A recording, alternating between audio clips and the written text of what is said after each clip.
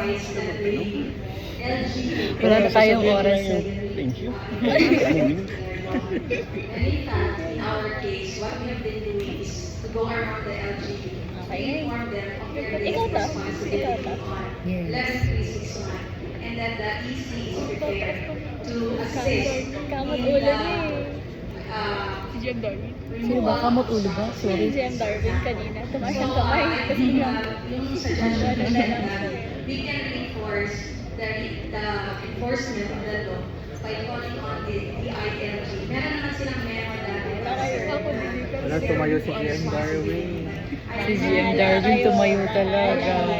Really committed to removing all of the structures or those that hamper our Mag-last question daw si GM Daniel. Sabi po ni GM. So, yun lang Okay.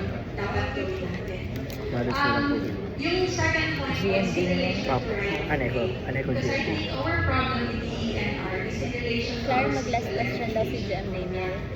Kasi yung sa As per we are GM in the last Sabi mile. ni GM And so we are in the Wag, areas wag na lang sabi ko. One last, super last question from GM Daniel. for public lands in alienable lands. And so ang nakita ko doon is I think is the problem of our census. That is the basis of our target in the program, household electrification. Kasi dun sa census, ang sinasabi lang, tinatanong, meron ba kayong ilaw o kuryente? And it does not talk about them being qualified. Because according to the ENR, when they are Daniel, di ba ang occupying pangalan? Darwin inalienable public lands, hindi dapat bigyan ng kuryente. And so, kaya si DENR ngayon, nag-o-oppose kung saan right of way.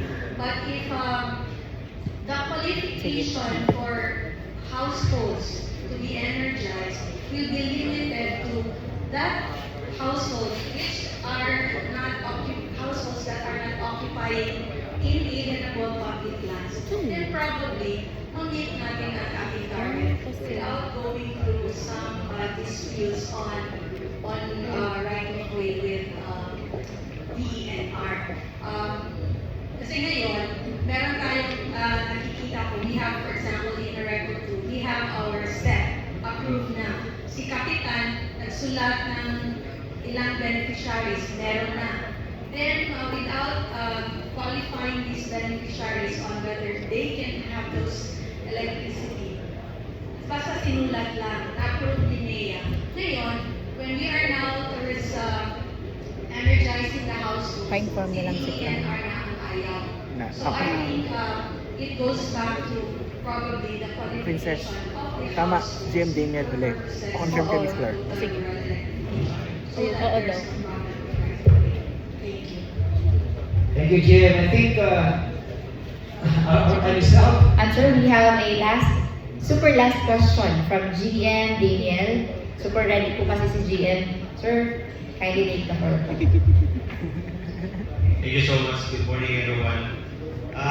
Rejoinder na ito kay JPK. Baka kasi hindi alam ng lahat ng GMs ng mga board president how powerful si Republic of This is